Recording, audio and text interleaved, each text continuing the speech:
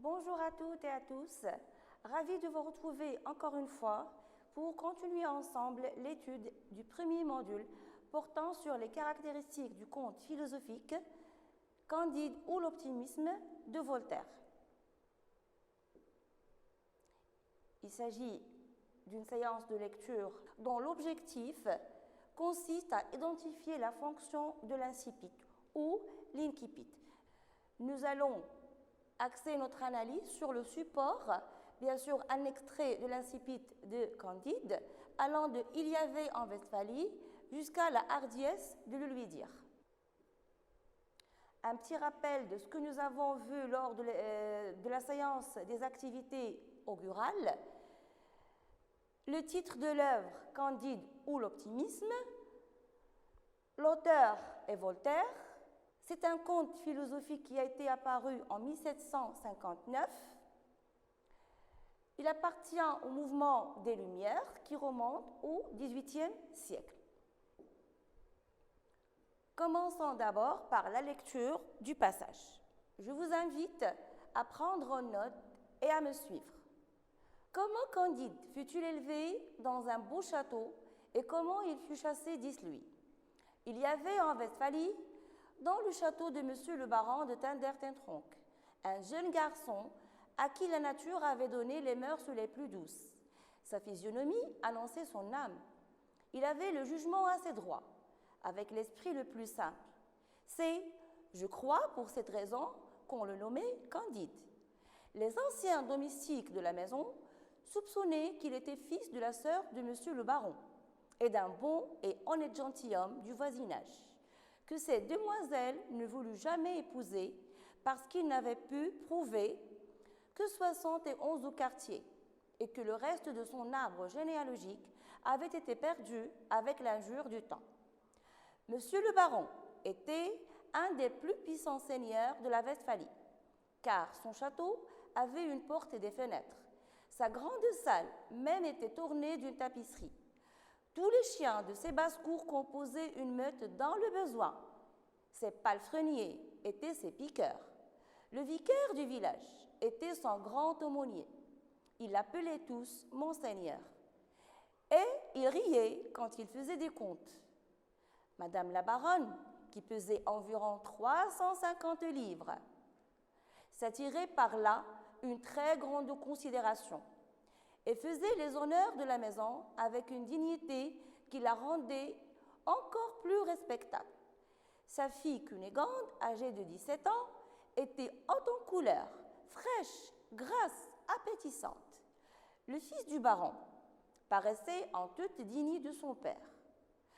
Le précepteur Pangloss était l'oracle de la maison et le petit Candide écoutait ses leçons avec toute la bonne foi de son âge et de son caractère. Pangloss enseignait la métaphysico-théologo-cosmolonigologie. Il prouvait admirablement qu'il n'y a point d'effet sans cause et que dans ce meilleur des mondes possibles, le château de Monseigneur le baron était le plus beau des châteaux et madame la meilleure des baronnes possibles. Il est démontré, disait-il, que les choses ne peuvent être autrement, car tout étant fait pour une fin, tout est nécessairement pour la meilleure fin. Remarquez bien que les nez ont été faits pour porter des lunettes. Aussi, avons-nous des lunettes, les jambes sont visiblement instituées pour être chaussées. Et nous avons des chausses. Les pierres ont été formées pour être taillées et pour en faire des châteaux. Aussi, monsieur, Monseigneur, a un très beau château. Le plus grand baron de la province doit être le mieux logé. Et les cochons, étant faits pour être mangés, nous mangeons du porc toute l'année. Par conséquent, ceux qui ont avancé que tout est possible, ceux qui ont avancé que tout est bien ont dit une sottise. Il fallait dire que tout est donc mieux.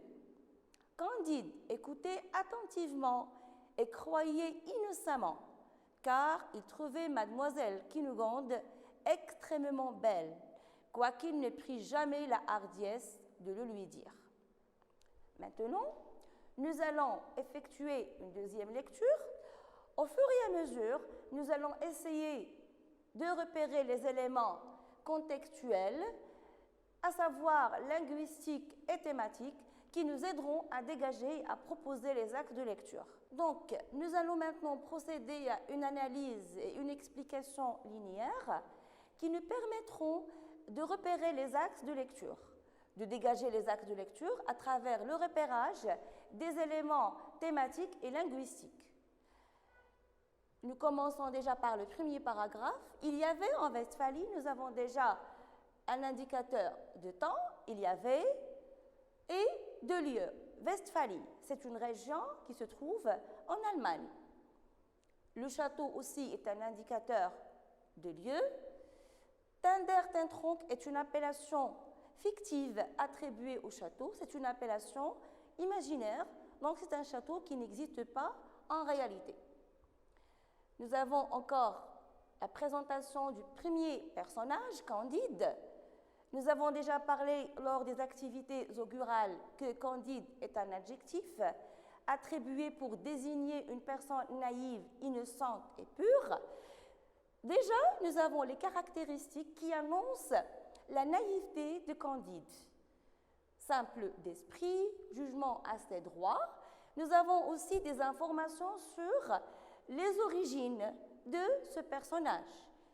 C'est le fils de la sœur de monsieur le baron et d'un honnête gentilhomme. Les prénoms des parents, on a peu d'informations sur les parents et le père est anonyme.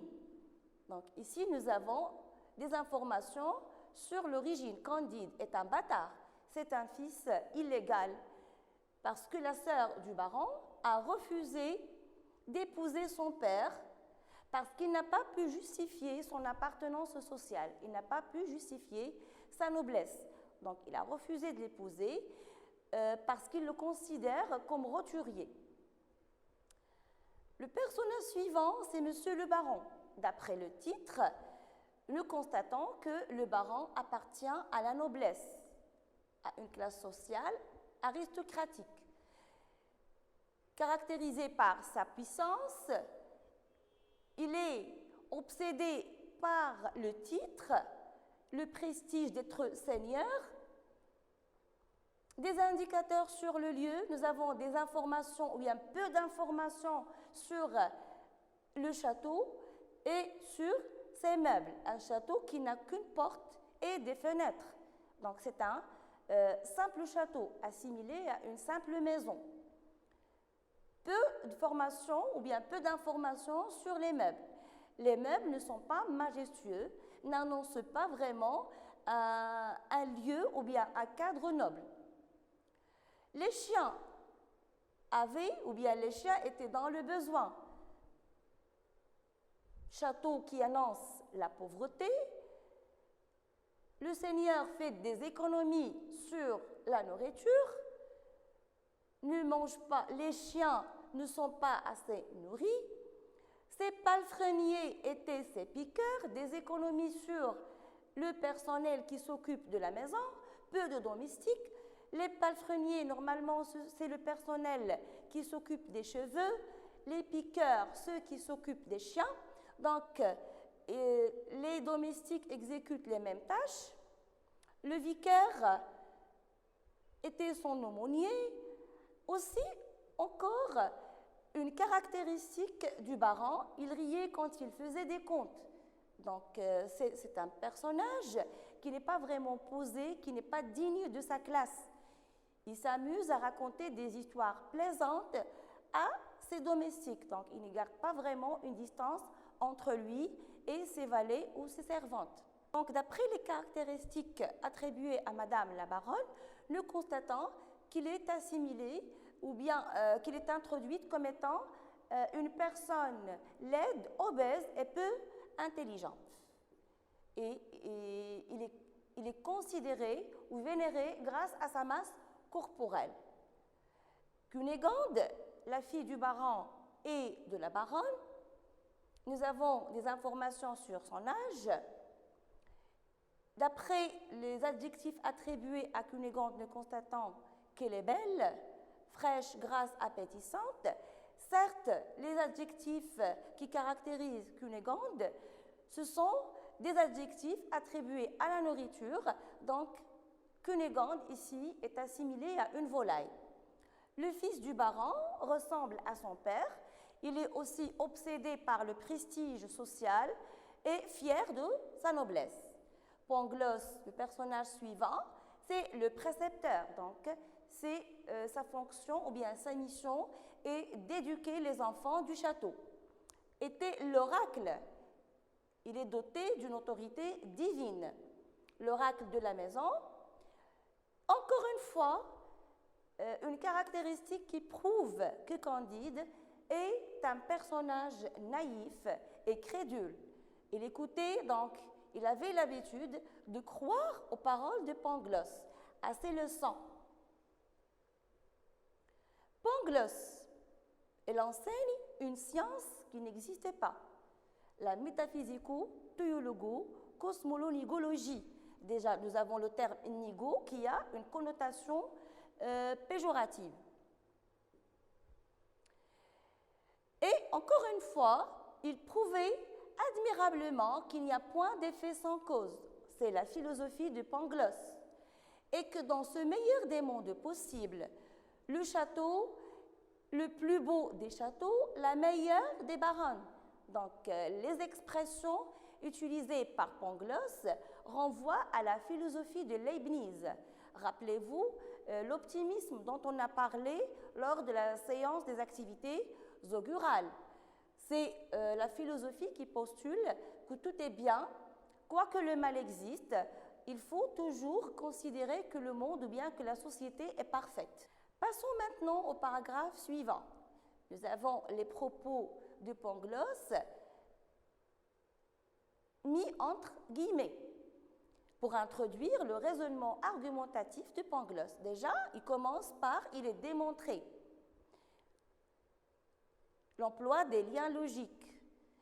On a l'impression qu'il est là en train de raisonner, mais en fait, son discours est absurde.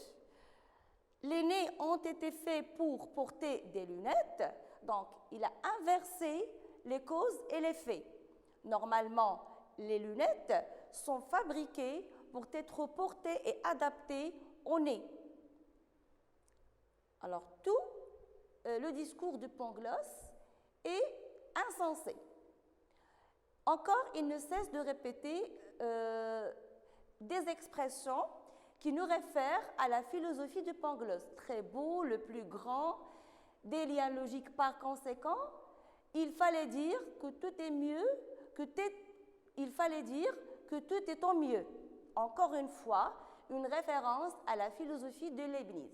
Candide, écoutez attentivement. Donc, écoutez, il s'intéresse à la philosophie de Pangloss et il y croit innocemment. Donc, encore une fois, l'esprit ou le caractère crédule de Candide.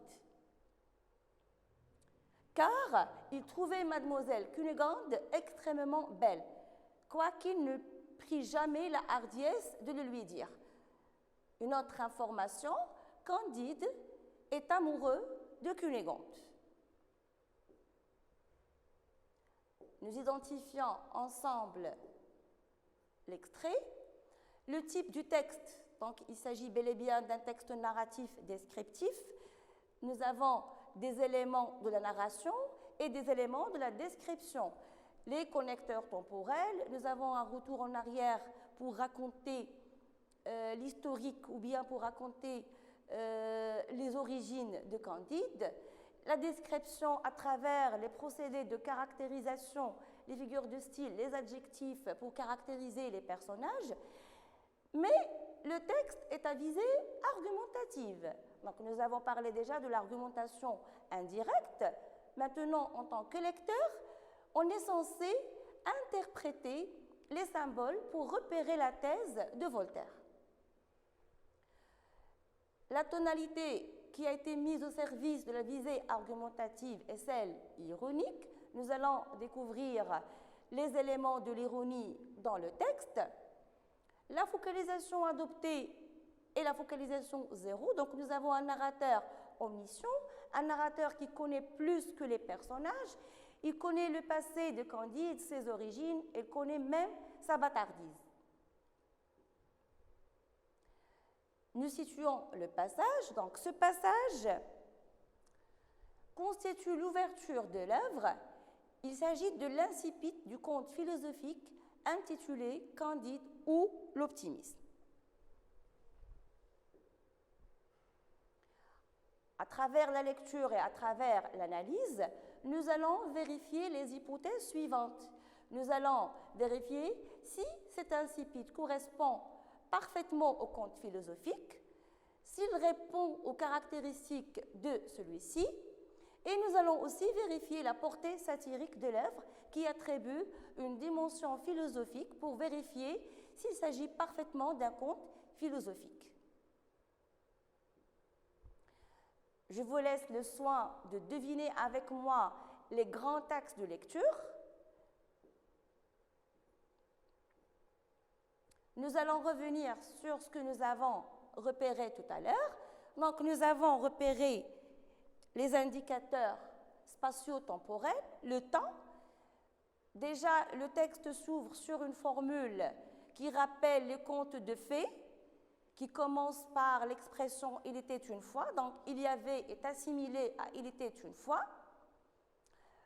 L'ouverture de ce conte ancre l'histoire dans un passé lointain. Donc nous avons un passé indéfini, imprécis, un passé non délimité. Le titre « Baron » déjà nous renvoie aux contes merveilleux, aux contes traditionnels que vous connaissez, contes de princesses et de princes. Laisse prévoir qu'il s'agit du temps de la noblesse et des inégalités sociales. Le lieu, donc il s'agit d'un lieu réel, toponyme. Nous avons une région qui existe réellement, la Westphalie, une région qui se trouve en Allemagne.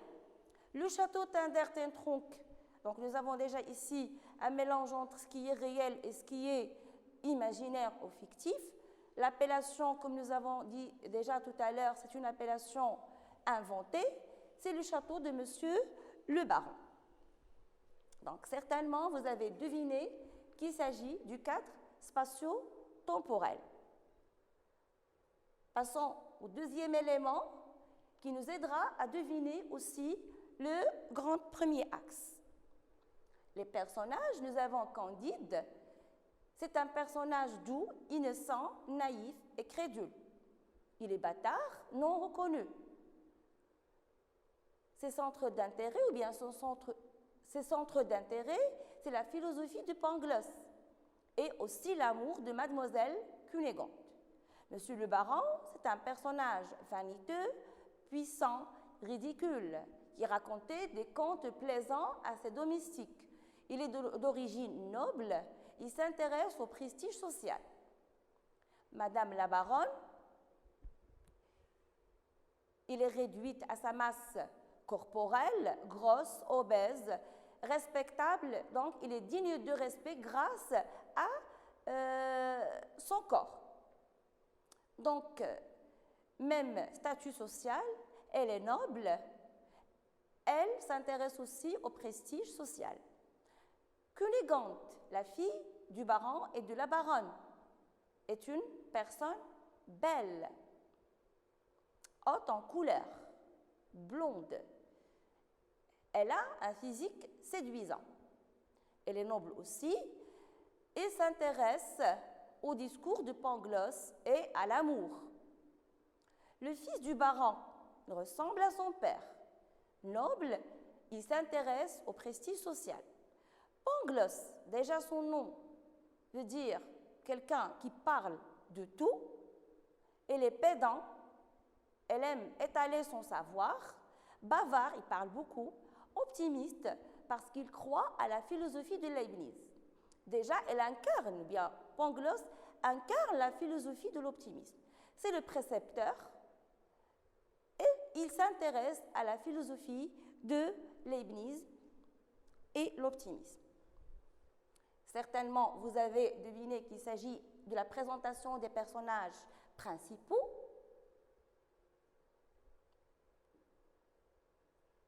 Donc, nous avons relevé ensemble le cadre spatio-temporel, les personnages principaux. Nous pouvons maintenant constater qu'il s'agit de l'aspect du conte traditionnel. Donc, le début du conte nous rappelle le conte traditionnel.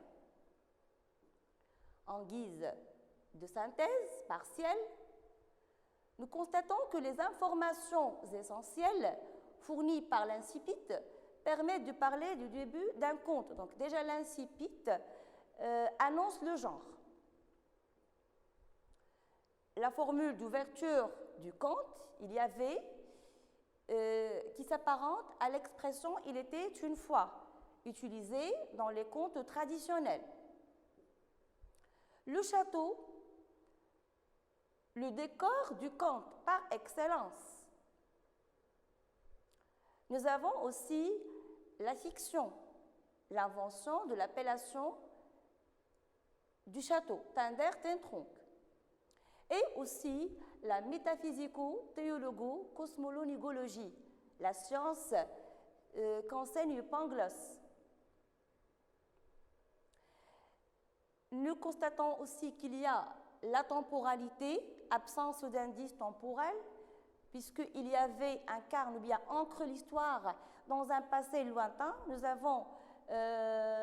n'avons pas vraiment une précision par rapport au temps. Voltaire, donc, certes, il a respecté les caractéristiques du conte traditionnel, mais il a introduit la fiction. Donc, il a transgressé les codes conventionnels du conte traditionnel.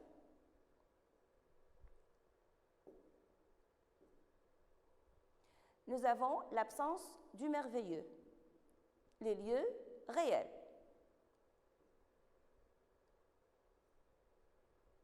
Absence aussi de personnages féeriques que vous connaissez et que vous avez déjà eu l'occasion de découvrir dans les contes ou bien à travers les contes merveilleux. La fée à la baguette magique, donc ici, on n'a pas de fée. On a des personnages ordinaires qui sont réduits à des qualités stéréotypes, voire ridicules et grotesques. Nous avons une caricature de certaines personnes. Nous allons passer maintenant au deuxième grand axe. Donc, je vous laisse encore le soin de le découvrir à travers les éléments que nous avons repérés tout à l'heure. Donc, dans un premier temps, nous constatons qu'il y a une dénonciation de la noblesse. Il s'agit d'une fausse noblesse qui prétend la richesse et la puissance.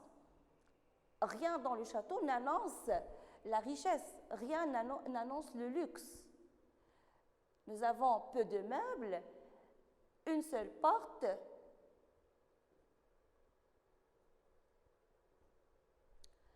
un château ordinaire qui a des portes et des fenêtres. Il est assimilé à une simple maison, n'a rien de particulier. Un baron ridicule qui raconte des contes plaisants et amusants à ses domestiques. Normalement, un conte doit être posé, ferme. Un château qui ne possède pas assez de domestiques, donc nous avons déjà découvert que Monsieur le baron fait des économies sur le personnel, sur la nourriture.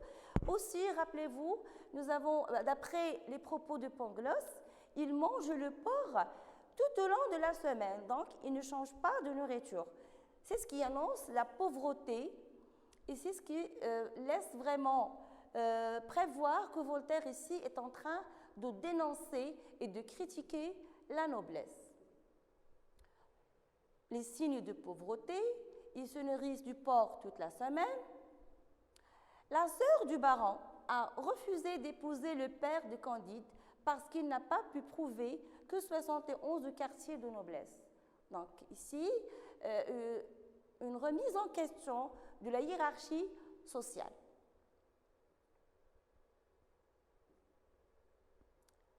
Passons à la deuxième partie du deuxième grand axe.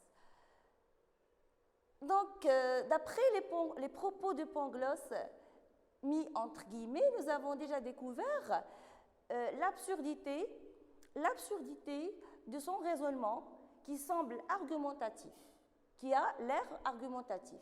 Donc, à travers le personnage de Pangloss qui incarne la philosophie de Leibniz, de l'optimisme, Voltaire s'attaque à Leibniz et à l'optimisme.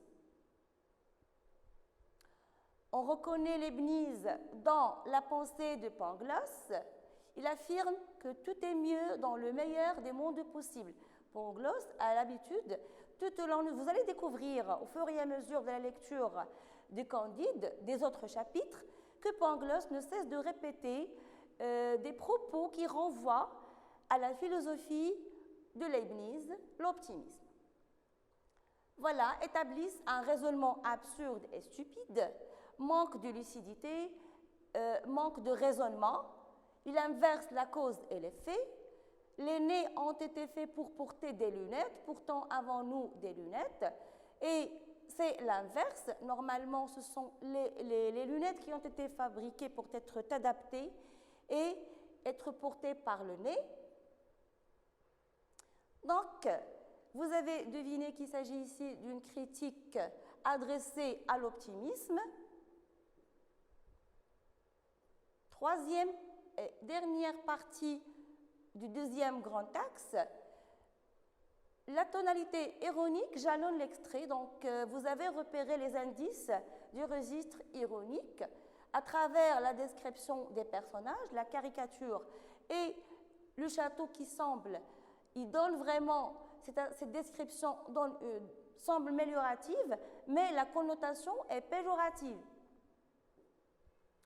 La caricature de Madame la Baronne, le narrateur ironise sur l'obésité de la baronne.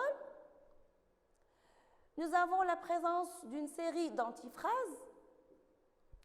Un des plus puissants seigneurs, le plus grand baron de la province. Donc ici, le narrateur entend le contraire, dit le contraire de ce qu'il veut faire entendre. Une très grande considération, la suite c'est grâce à son obésité et à sa masse corporelle, le plus beau des châteaux, et nous avons déjà découvert qu'il s'agit d'un château ordinaire et qui ne possède rien de particulier. La meilleure des baronnes possibles, une baronne peu intelligente, elle est caractérisée comme une meilleure. Donc, vous avez découvert l'ironie voltairienne. Donc, à travers les sous-axes que nous avons relevés, nous avons la critique de la noblesse, la critique de l'optimisme, l'ironie voltairienne. Donc, ces trois éléments attribuent un aspect satirique. Donc, nous pouvons parler maintenant de la dimension satirique, l'argumentation indirecte. Voilà la thèse de Voltaire. C'est pour cela, tout à l'heure, nous avons parlé de la visée argumentative. Nous constatons finalement que l'incipit de Candide ou l'optimisme remplit parfaitement les fonctions de l'incipit ou l'incipit, à savoir la fonction informative, donc il fournit les informations nécessaires sur le cadre spatio-temporel, personnage, les caractéristiques, etc. Il a aussi annoncé le genre de l'œuvre. Il met l'accent sur la portée argumentative et la visée de Voltaire, à travers la satire et l'ironie.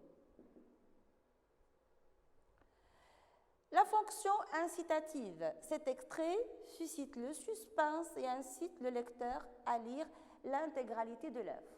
Donc, je vous invite à votre tour de continuer la lecture des chapitres suivants pour repérer et pour interpréter la thèse de Voltaire. La séance touche à sa fin. Merci de votre attention.